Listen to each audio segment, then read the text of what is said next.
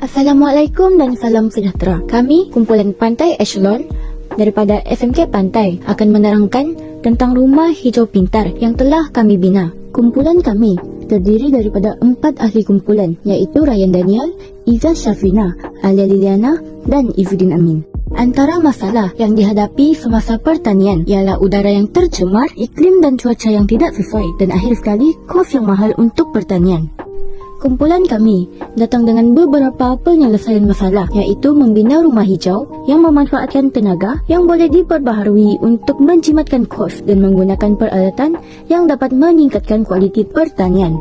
Terdapat 4 ciri yang ada pada rumah hijau pintar kami iaitu yang pertama, penggunaan tenaga yang boleh diperbaharui. Yang kedua, menggunakan aquaponik dan hidroponik yang mesra alam. Ciri yang ketiga pula iaitu mempunyai pad penyejuk. Yang keempat, pengalihan udara yang betul di dalam rumah hijau. Bagi ciri yang pertama iaitu penggunaan tenaga yang boleh diperbaharui. Contohnya, panel solar. Tenaga elektrik dapat dihasilkan daripada panel solar kerana panel solar menyerap cahaya matahari dan ditukarkan kepada tenaga elektrik. Tenaga elektrik ini digunakan untuk menggerakkan sistem pengalihan udara, penggunaan lampu LED dan sistem aquaponik dan hidroponik. Ciri yang kedua pula iaitu penggunaan aquaponik. Penggunaan aquaponik adalah untuk mengurangkan penggunaan air berbanding dengan pertanian tradisional kerana sistem ini mengitar semula air secara berterusan antara tangki ikan dan bedengan tanaman. Selain itu, menggunakan hidroponik. Hidroponik adalah kaedah penanaman tanaman tanpa menggunakan tanah. Sebaliknya, menggunakan larutan nutrien yang disuplai secara langsung kepada akar tanaman. Ciri yang ketiga pula iaitu mempunyai pad penyejuk. Pad penyejuk ini dipasang di dinding rumah hijau yang membantu mengawal suhu di dalam rumah hijau dan juga mampu menyejukkan persekitaran dalaman rumah hijau. Ciri keempat pula adalah pengalihan udara yang betul. Pengalihan udara yang lancar untuk memastikan tumbuhan dapat tumbuh dalam pengudaraan yang bagus. Selain itu juga dapat mengurangkan risiko pencemaran udara dan menambah baik tahap oksigen untuk membantu tanaman menjalankan fotosintesis. Kesimpulannya, kita harus mengambil peduli terhadap rumah hijau kerana ia memainkan peranan penting dalam memelihara keseimbangan ekosistem dan kesihatan planet kita. Projek kami penting kerana ia menunjukkan cara untuk membina rumah hijau dengan kos yang tidak banyak dan dapat menjaga tanaman dari iklim dan cuaca yang tidak sesuai. Projek ini dapat mengurangkan kos tenaga, meningkatkan kualiti udara dan menjaga ekosistem. Langkah seterusnya ialah untuk mengintegrasikan teknologi yang pintar.